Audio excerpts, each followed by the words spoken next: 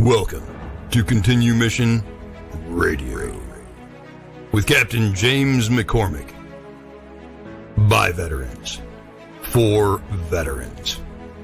Guest hosts tonight are author Greg Meekin and Miss Val, our military radio gal. Continue Mission starts now. You got me headed to the left, headed to the right, headed back and forth, but baby, it's alright.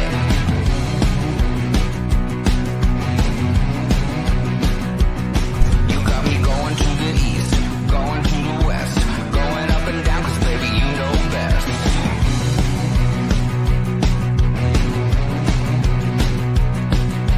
All day, all night, running around, I'm never gonna stop because you never settle down.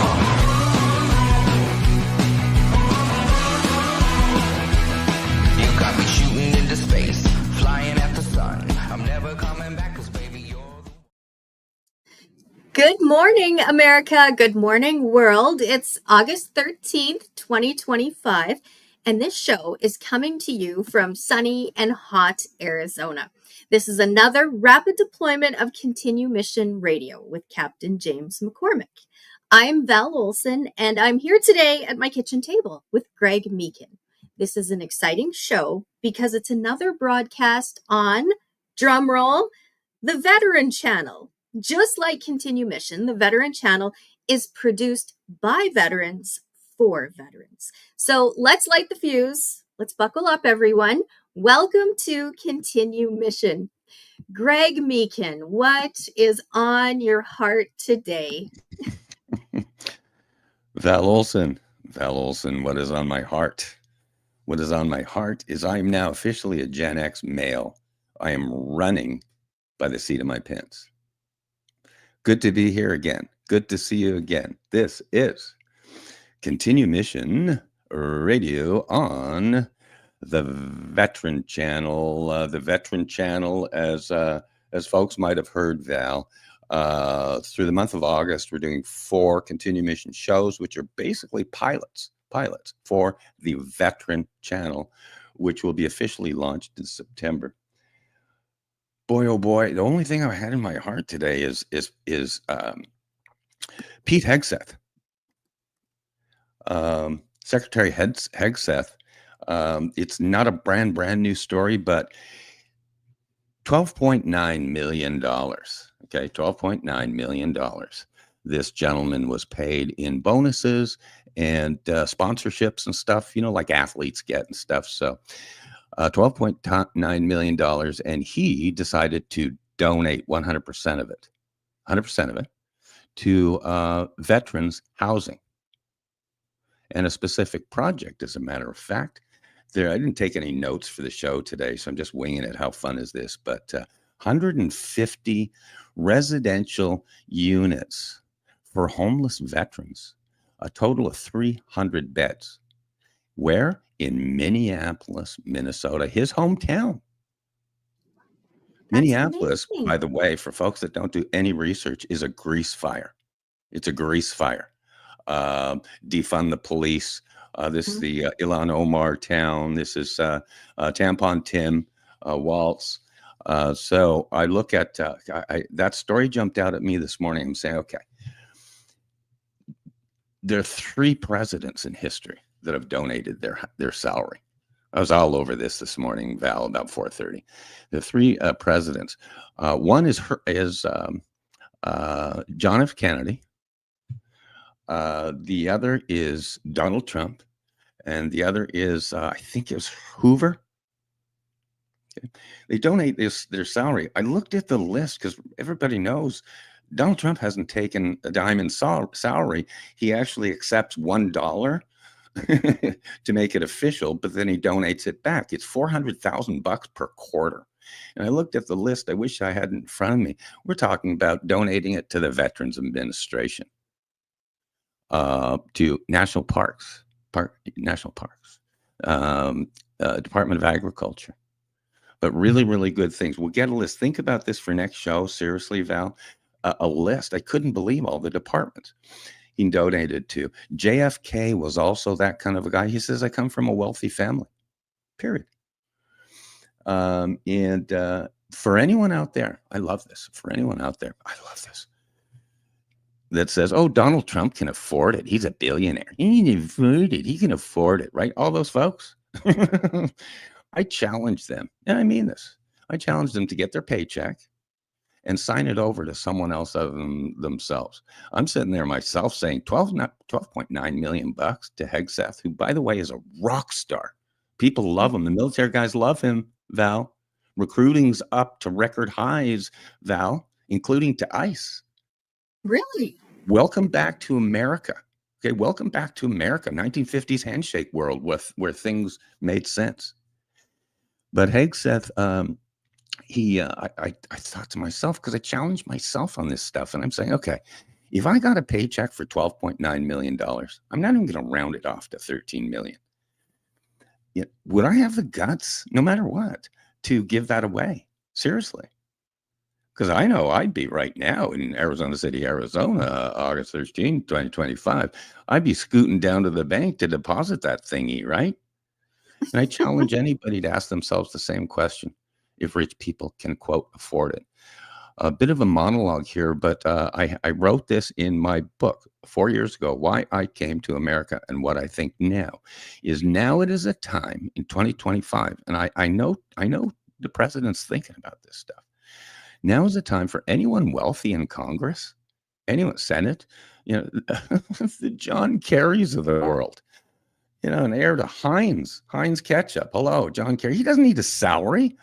So anyone who's independently wealthy in Congress, Senate, or really should be civil service.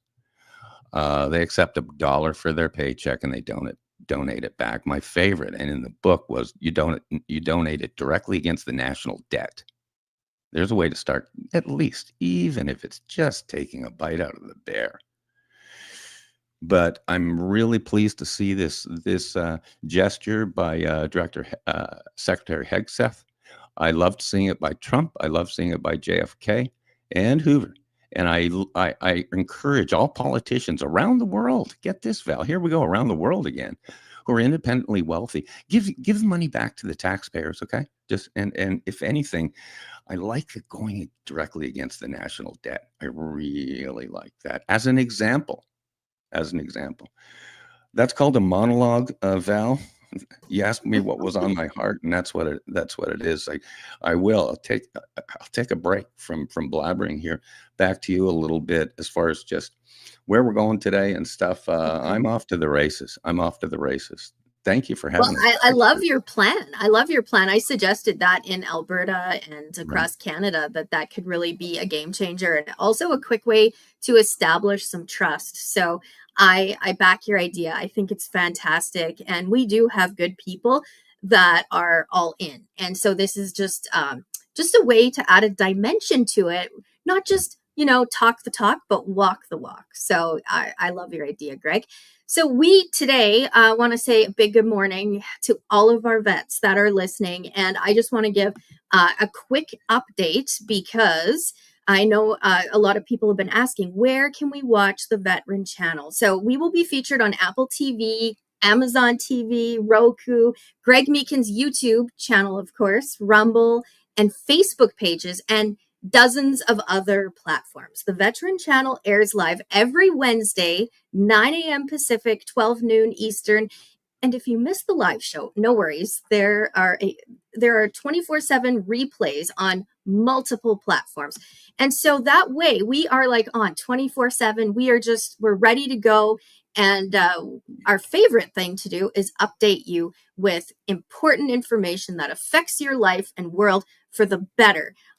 Last week, if you didn't get a chance to watch that episode, I encourage you to, because you were talking about housing and solutions. So your YouTube channel is the go-to place. Check it out, Greg Meekin, and his name is spelled there. That's great. You do great intros, Val. I got to learn from you. You do those great intros, those great summaries and stuff. And yes, indeed, Continue Mission is an old, seasoned product of over a decade. Val, you know this. The founder is Captain James McCormick, who actually might even parachute in today. You never know. He's in Washington, D.C. He's the executive director of the Vietnam Veterans of America, VVA.org.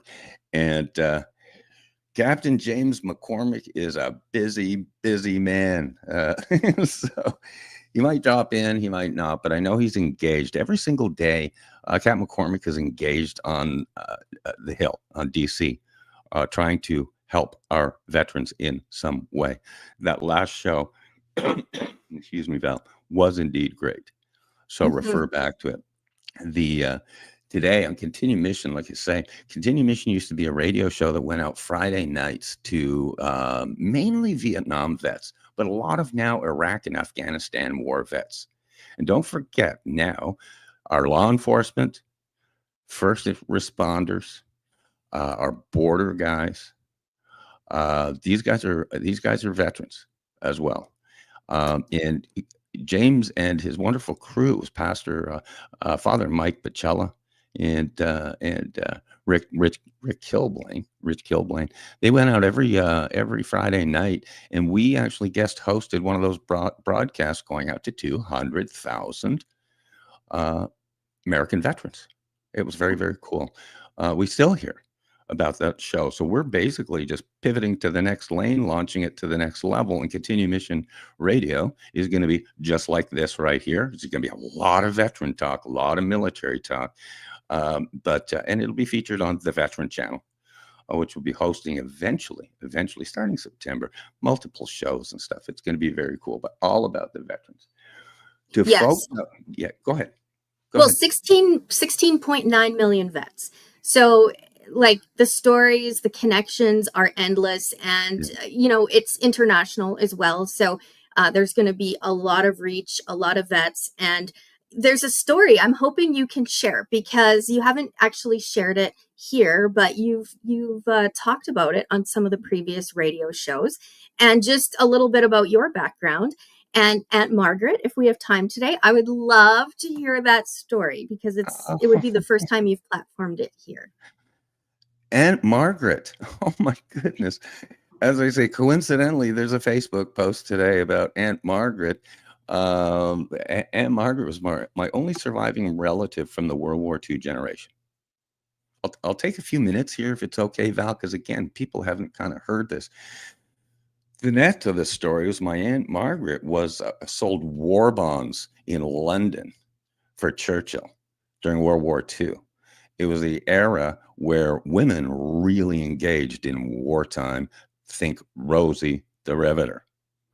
But I'll tell you, the history leading up to that is immense, because I really didn't get to know my British side, English side of my family till I was 41 years old. I will not go into this story really at length, but I'd never met my father till I was 41 years old. He's from Leicester, England. And he and my two uncles went to World War II in 1939, spent 5 years over there like so many of those guys did. One of my uncles, Uncle Percy, did not come back. Previous to that, World War I, my grandfather, Sam Meakin, World War I, fought for 4 years. Oh, go, Val, you are just on point today. Sam Meakin fought for 4 years in the trenches in World War I. Miraculously, he's also, of course, from Leicester, England. Everybody's from Leicester, England. I think it goes back to like 1700s or something. But Sam Meakin was, again, 4 years in the trenches in World War I, and France and Belgium, I think. But he survived. He came back. And miraculously, he ended up having 6 kids as a young man. But sadly, he died within years after he got back. He died young because of the effects of mustard gas, German mustard gas. So my grandmother, Janet, at the time, grandmother to my kid, to my father and stuff, she had to drop the 6 children off in an orphanage in London because young moms didn't have a way to support their kids at the time. There was no welfare. There's no public subsidy. The churches, which you used to always, and still do, fill this void, they were overwhelmed. And there was a time I joked that there were no men left in London because of the wars. But he dropped the kids off, including my father, to an orphanage. And my Aunt Margaret had said, I talked to her about it. She had said it wasn't a bad experience. It wasn't kind of the cliche orphanages that you see the bad movies on and stuff, but they really took care of them. And turns out Aunt Margaret was the younger sister of my father, and she said forever she thanks my dad because he took her under his wing. She was only 10 years old, 8 years old, to get through these orphanage years. My father, I think he left at about 12 years old out into the world.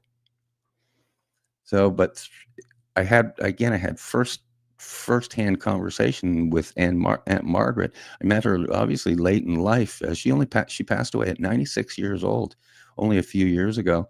Breaks my heart forever because it was just post-COVID during the travel restrictions, and I couldn't fly over there to meet her. To this day, breaks my heart.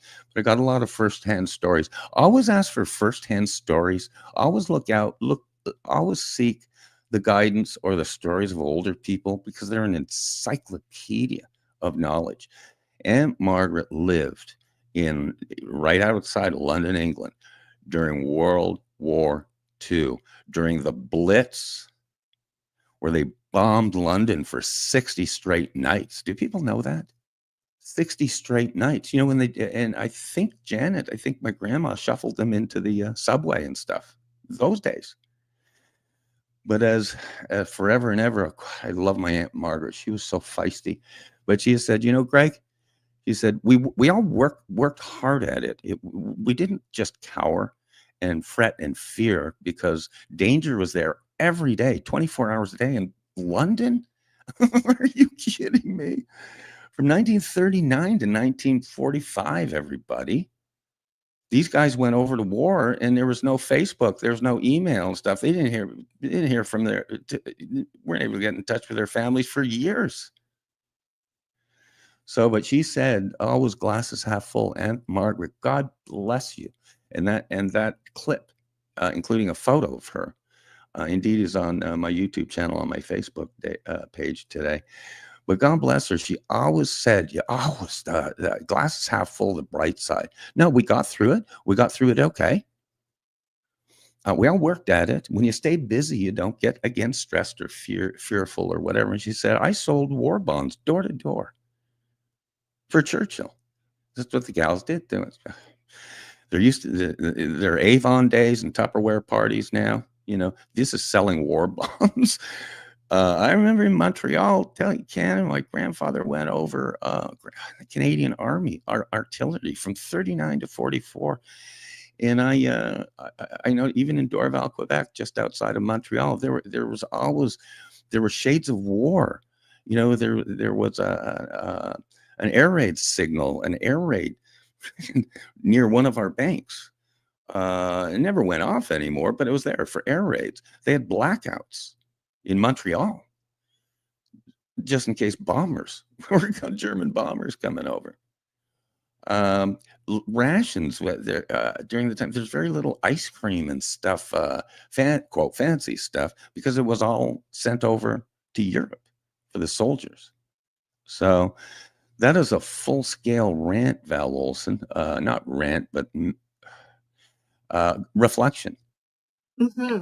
I hadn't thought of for a piece of living history. And you said something there, shades of war. And, that is really important, I think, because there is so many shades and layers, and it's here, it's gone, it's over, but there's memories, there's all these things. And so it's important to find a way just to, get through it and talk about it. And thank you for sharing that. That's an incredible story. And if you want to go into more detail about that, you will find it on YouTube. So Greg Meekin on YouTube, or you can go on Greg's website too, gregmeekin.com. Thank you. I didn't expect, again, you steered me to this today, Val. You never know what to expect on live, long form radio. Total side note, this is not a plug. This is, I wish you to read it. There are two pieces. I'm a writer. And there are two essays that I wrote that are indeed on my trending section on my website. One is about my father, one is about my grandfather. And again, if I ever sound reflective, God, here we go, Val, another broadcast, right? If I ever sound reflective, it's because I'm traveling down Route 66 right now. Okay, I'm 66 years old, and don't let anyone tell you different. Once you get over 60, especially again, as I've said, you're maybe on a pension and the thumb is not on you anymore. You do reflect and about all these things that we're talking about, and you also, to me, there's also an urgency. If you're a person again who tries to impact the world or bring meaning to the world or meaning to your family, there's an urgency of getting your story out, even if you leave life tomorrow. I say this and I reflect so many of these older, old stories, memories and stuff for the younger generation, because you just never know. And once you go through it yourself, where you do lose someone, and you say, oh my God, I would have asked them this or asked them this or asked them this. To this moment, I have dozens of questions that I would ask all of these past relatives. So we'll never win that game completely, 100%. But I always suggest try and talk to older people, even folks you see on the streets sometimes. These guys that look like haggard veterans, they're usually haggard veterans, and they all have amazing stories. So just the message of the day on that. I do want to lighten things up just a tiny bit, because something came to me as well, Val. It doesn't look like Cap McCormick's going to parachute in today. I'm not sure. He's doing something on the Hill in D.C. I don't know if he's talking to the president or Pete Hegseth or any of the buddies that he runs with. Not sure. But we always keep the landing strip open for him, even to this moment, if he wants to drop in. It's called rapid deployment. I wanted to bring up something a little bit lighter, in that there's a lot of talk these days about of course, the generation stuff, but a lot of talk about college versus just leaving high school to go to trade school or whatever. But there's a lot more talk than ever on that. And we have also done, of course, full broadcasts on that. Grade 13, after high school, it's my plan. It's written down, which is we all should take a break and be open to do a paid, minimum wage paid position with either the military, the Peace Corps, other services or whatever, trade school for that year. And then the kids then all jump into the real world. Most of them will stay as internships for the rest of their life in that grade 13 year. But that's a conversation for another day. But the big issue is college degree versus not. Leaving high school and, again, quote, fending for yourself, getting a job, trade, whatever, do nothing for a year. There's a lot or more. There's a lot of people like that. And I always used to say I relay a lot of stuff of what my mom used to teach me. She was a teacher and stuff. And the A students and the college degree folks versus the C students. And oddly, this is becoming a conversation more and more these days. Ask Charlie Kirk. Ask Mike Rowe. They all believe in grade 13. 1 year civic service post high school. Okay. Look it up.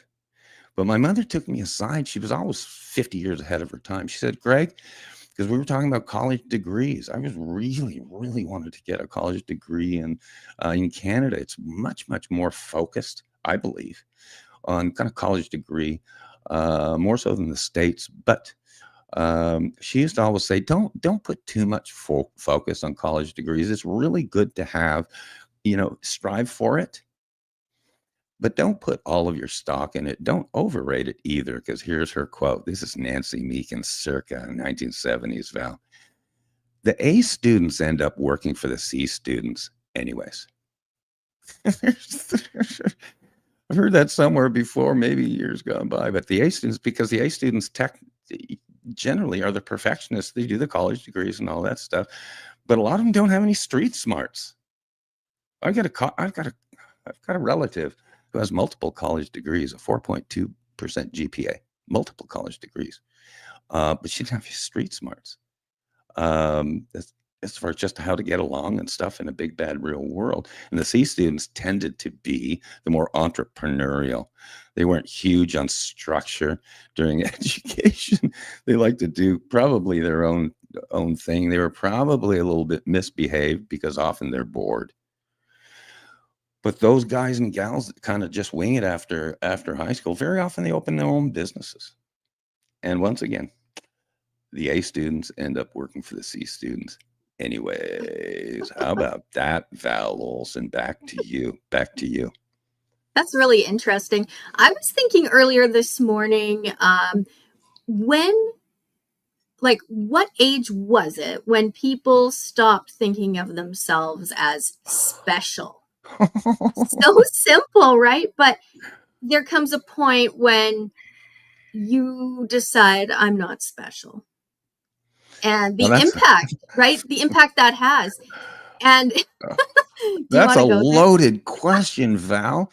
You know, I'm 66 years old and I still want it all about me, Val. You know what? I'm going to interject just a little bit, but keep that thought.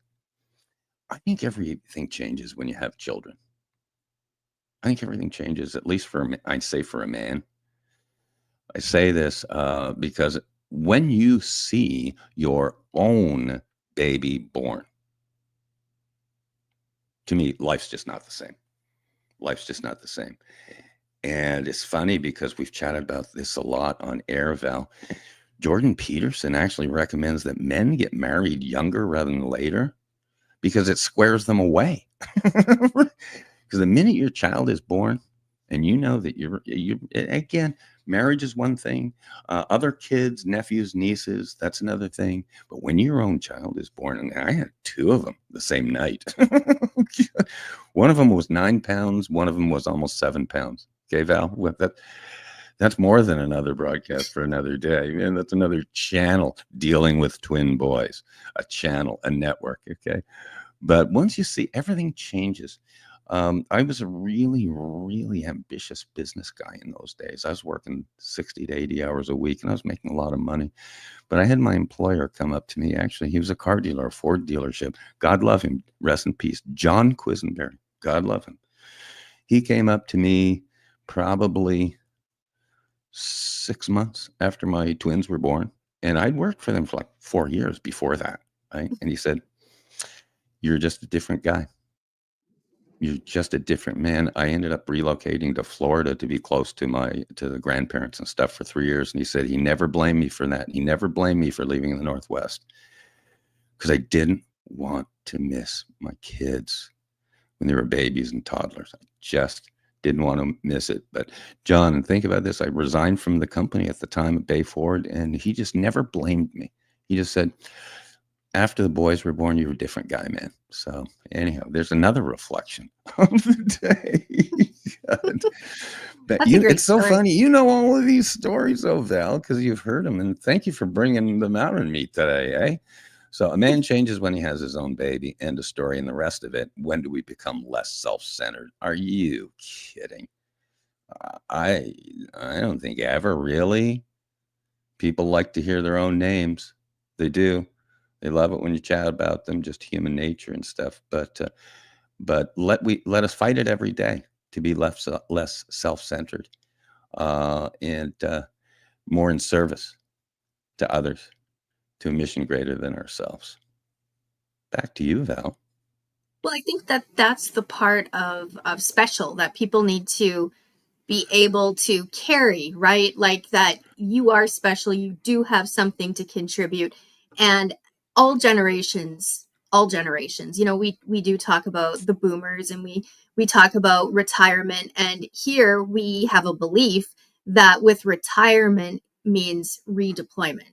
And it's not an excuse to like hang your skates up, right? It's your work just begins in a new way. And I think that there's like a rebirth that can happen in all of these generations working together, but you have to want that. You have to want that in the world and want to be the change, and be where the action is. Like, we're so excited for this channel to launch because we've got great things, real things, not just talking points, right? But actionable things that you can follow and be a part of and know that you are needed. Because here on the Veteran Channel, we are recruiting 24/7. Like, we are Ooh. on, right? 24/7. I'm ready. Like, my cell phone could ring at any second. And if there's important broadcasts, we're going to bring them to you. And so we have to stay in kind of like close proximity and be reachable all the time with stuff. So it's really a mission. Our mission signal hopefully will be figured out in September-ish, but we're practicing. We're getting Right. we're getting ready. Honestly, this is so enormous. I've always said, if you know what the Weather Channel is on your phone, well, Yes. this hopefully is the Veteran Channel. Same thing on your phone. But legit, when something is really big, which this is, with so many multi-platforms, and a lot of people behind it, I'm telling you, in DC, Val. So rather than rush to it, we're working logistics. We're getting our funnels working as far as, again, big stuff, Apple TV, Amazon TV, etc. And I've just told everybody, let's wait till Labor Day. Let's keep doing these shows, which indeed, these are great continuing mission shows. These are standalone shows right now. And indeed, they're quietly being used as pilots, and they're being viewed by people that are not necessarily just common viewers, things like producers, sponsors, donors, logistics people back east. Anywho, so sometime after Labor Day, everything starts after Labor Day. Yes. After Labor Day, Veteran Channel, here we go, and I'm really looking forward to it. What's fun, there's a couple things you mentioned there, Val, and I really want to reiterate it. Number one, the continued mission model, he's dealing with these vets, these guys, they're awesome. They all have a story. They're all, they all have gifts and stuff. But chatting with these guys, you always, we do here, you always want to make sure you talk, yes, about these concepts. Redeploying to your second career in life, having impact on what you want to do, all those stuff, all those things. But you also want to stay down to earth, boots on the ground. Can we lower costs in housing? Hello. Thank you, Pete Hegseth. These guys love Hegseth. Val, don't let the media tell you differently. He's a rock star. But helping them, whether it's housing, utility costs, can we get those down? Some sort of income streams, benefits, stuff, can we get those up? And then all of a sudden, our veterans are just living easier. So it's a combination of that, very much like dealing with the home front. We deal with big stuff in the world, deal with all the world stuff. Don't look at the news these days. You just walk off a ledge. Mm-hmm. But in the end, it comes down to the home front, to managing the day-to-day, just with these with these veterans and the hundreds. Can I jump in there?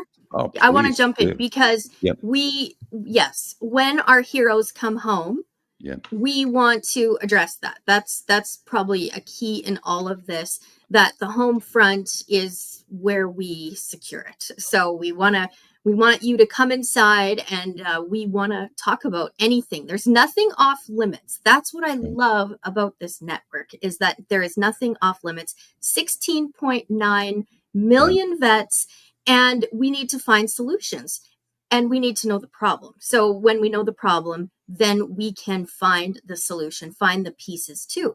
And guess what? We run with zero bureaucracy here. So it's just like fast, better, accurate. And I think that that's important. That system and that way of thinking works. So we know that when you come home, the war is often here at home. And I say that with the responsibility of saying, I get it. I understand. You need support here, and you need so much more than what is available, and that's why we're here. We're going to change that. And that's a promise. We are not going anywhere. We're going to stay. We are going to be on your cell phone soon, right? We're going to have an app, hopefully. Isn't that Okay, great? we're working on it. So when we're able to do these things, it's just going to be like an extension. And eventually we might even get to like go to events and see you, and there'll be exciting things happening that you want us to come and cover, and we will do that and bring you real stories. So that is for our heroes. Welcome home, whether you are just getting back or you're redeploying, but this is your mission field, and we are recruiting heroes now. So please add us, follow us, and we love you and we thank you. I love that. That's great. And the truth is easy to sell because we are 24/7. The most accessible people I've ever seen is Captain McCormick. I can't believe it. Other folks, they're accessible. They want to hear. I want to reiterate and really, really put a bookend on this thought that you're talking about, Val. Just want to tell people, these guys that come back from war, and also I just learned these law enforcement guys that retire, get this. These guys statistically have seen, in terms of traumatic events in life, a traumatic event, bad, like again, car crash, some of the bad stuff. But these guys in law enforcement specifically have seen 300 to 400 tragic events in their careers. And usually these careers can be pretty short, 20 years sometimes. But I've seen 300 to 400 tragedies in their life. The average U.S. citizen, like you and me, Val, and like most of the people we know, have seen 3 to 4. Think about that. We have seen 3 to 4 tragedies, and these guys retire having seen 300 to 400. I just want to say, I want to reiterate this. Boy, especially to our military guys and our retiring law enforcement. Okay, I'm just going to say, when you say nothing's off limits, Val, these guys are messed up, okay? I mean, these guys are messed up. Not across the board. But they're messed up, get this, more than they'll ever let on. Because, for the most part, they're men. Okay? My grandfather came back from 5 years of war and just went the next day and started working as an accountant. What went through his mind, I wonder. What was their transition there? But these guys, this is not cliche. They need help and assistance and guidance leading up to their redeployment, their retirement. And I know James McCormick is huge on this because of what the Vietnam veterans did for the younger guys coming back from war. These Iraq and Afghanistan guys, okay, I'm telling you what, they're messed up too. They're messed up. James was messed up. I mean, messed up to me. Trauma, sleep. I know one Vietnam vet right now who's probably crowding 80. He still wakes up in the middle of the night with nightmares. He did 3 tours of Nam. So the Vietnam veterans and the Vietnam veterans of America, their mission truly is that it never happens again. That guys don't ever come back to war and be rejected like they were in the 60s and 70s. Those Vietnam guys, they were spit on, they were abused. And so the Vietnam vets wanted to make sure that that never happens again. But as Cap McCormick and as Pete Hegseth would say, the job's never done. These guys need help. And not only, again, spiritual, emotional help, transitioning. You got alcohol problems, Val. You got alcohol problems, drug problems. You have guys that don't have a real tough time getting a job. Hello. And again, not across the board. But these guys do need assistance, and Cap McCormick and the Vietnam Veterans of America are going to assure that these guys are never forgotten again. Right up to this minute, you can never be 100%. You'll never get to everybody. But of the 26 guys, 26 U.S. military vets that kill themselves every day, if we could cut that down to 25, that'd be a victory. Or goodness, 0. How about 0? That's a great number. Back to you on that, Val. Thank you for the time. Yeah. This is a rescue mission, and this is where we talk about it. It's authentic. It's from our heart, and we see you, we hear you, and most of all, we know what's going on, and we're doing something about it. So from 26 a day, we have to start there. We have to acknowledge that, and it is our responsibility, as much as it is our honor, to address it and fix it and be part of that solution. So we are recruiting heroes, because that is what you are. You are special. And it is my job, personally my job, to make sure you know it each and every day. And that's what the Veteran Channel is all about. So make sure and just get connected. Anything we have put it through major amounts of vetting. And whenever possible, I commit to this, to try and go source level. And, we want to be able to connect with these leaders that are making big decisions. And behind the scenes, we are attending meetings, and we are doing due diligence.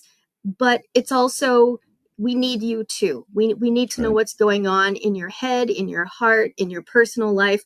We need to know where the cogs are in the wheel, where things are working and aren't working. And that's how we make real change. And that's what it's all about. I love, boy, you got the word tracks down here today. They're heroes. Dude, they're heroes. I like the 24/7 recruiting. I love that.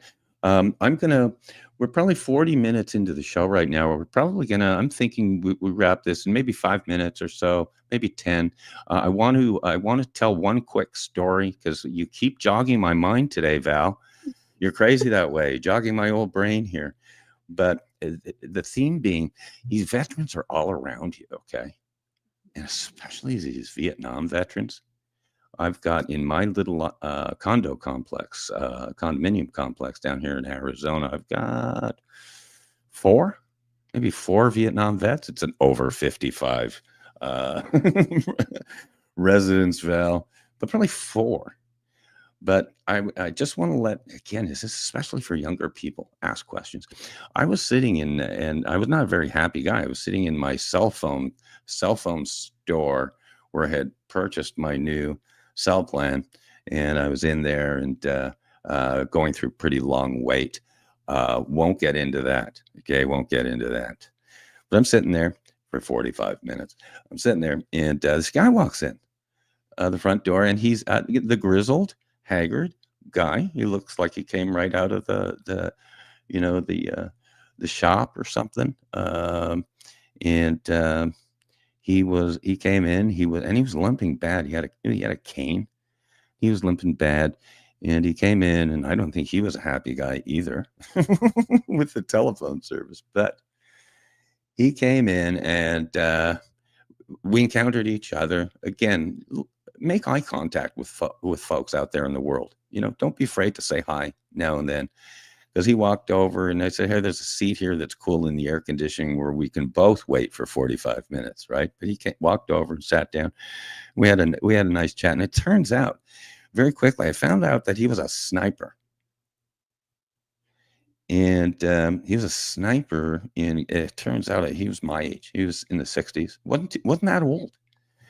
But he was a sniper, and he was a sniper. He worked for the government, and his claim to fame that he was the main sniper for Ronald Reagan events twice. Isn't that great? I'm sitting there saying, are you kidding me? Because we all learned about that kind of stuff, protection stuff at Butler, PA, okay? But anyhow, apparently he had a perfect track record. But I'm saying, are you kidding me? Seriously? And I just say this because these are the conversations you can have. I'm saying, are you kidding me? You're a sniper. For X number of years.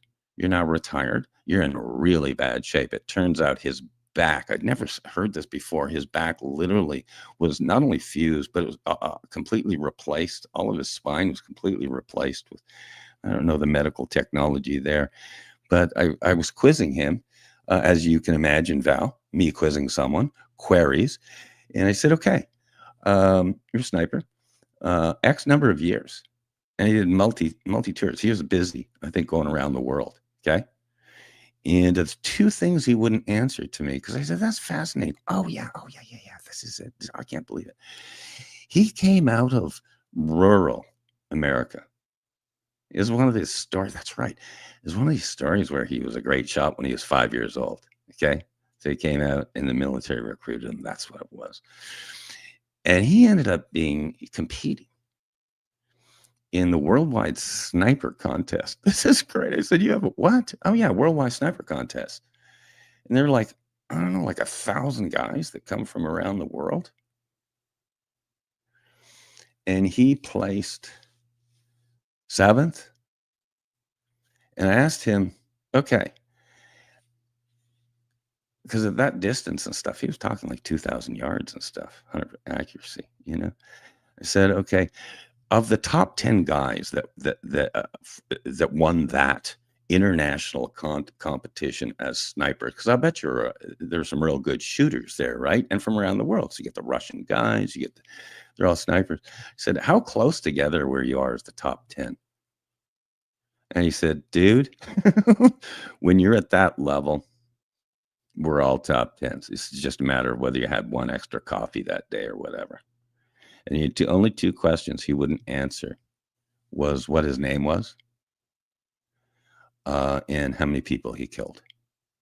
He wouldn't go near that. But the message through this, and I do have more about this guy it was amazing. Boy, he was pissed off at that phone company. But never underestimate a guy who walks in with a cane. You know, don't let looks blind you, and realize everybody is special. Everybody has their story. If you just ask. So I'm actually, if cool, we're almost at 10 to the hour here, Val. I'm almost ready to wrap this if we can. There's more to come. There's always more to come. I'll let you. I'm just going to do a rundown because today has been a fantastic episode. So we are happy to give you updates on the Veteran channel, which is going to be practically everywhere very soon. But watch for it on Roku, on Apple, and Prime, and it's going to be everywhere. But best of all, it's going to be on your device, so you can watch on demand. You can find us on YouTube as well, gregmeekin.com.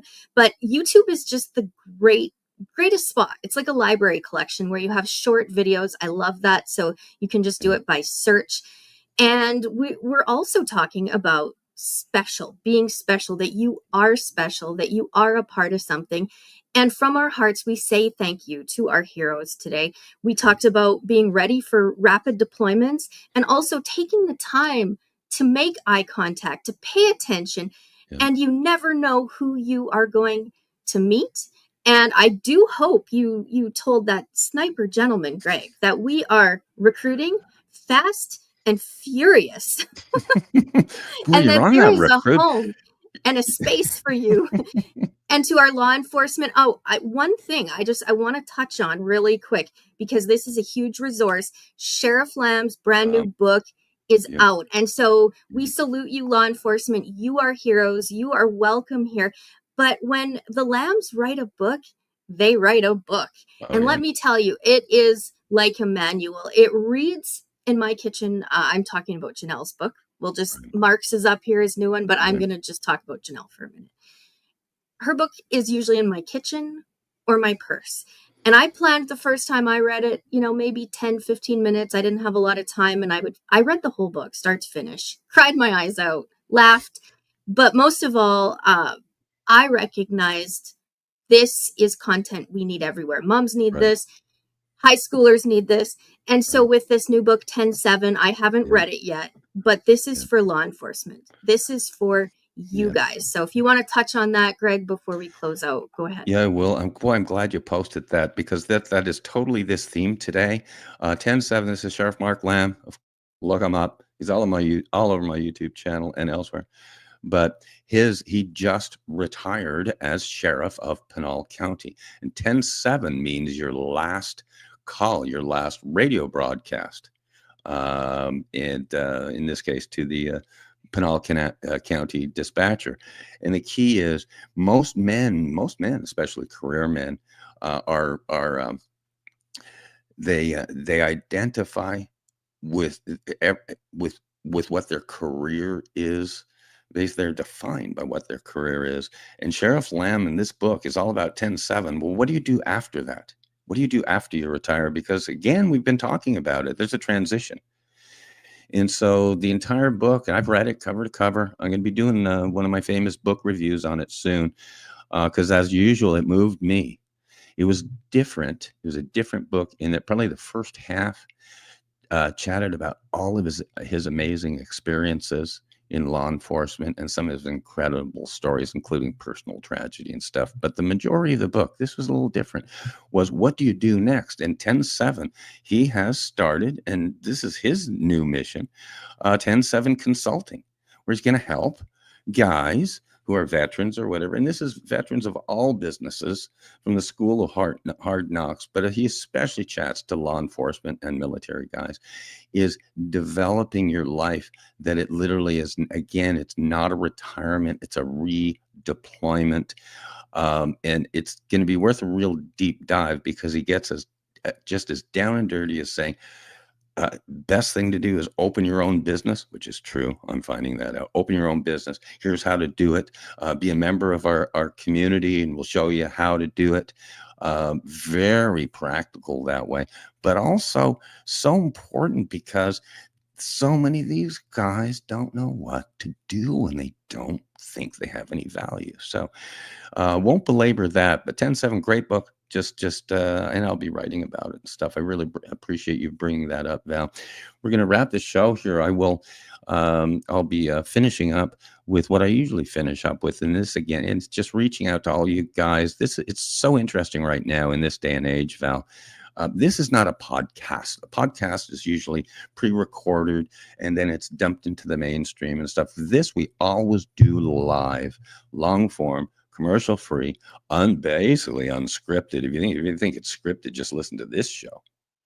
But the key is doing it live, and then it ends up being replatformed, shared, relayed, and stuff, to the tune that my little YouTube channel is only a couple of years old, but I've had 1.4 million views now, Val. 1.4 million to whatever, 100 countries. So my sign off is always, and I do encourage everybody to wake up in kindergarten every day. There's so much to learn and so little time, because before you know it, you're in first grade. Salutes to all of you. Val, fantastic show as our facilitator. You go ahead and wrap us. Thanks. Thank you, heroes, and your mission starts now. Welcome to Continue Mission Radio with Captain James McCormick. By veterans, for veterans.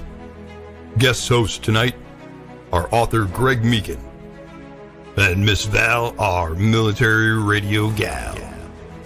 Continue Mission starts now.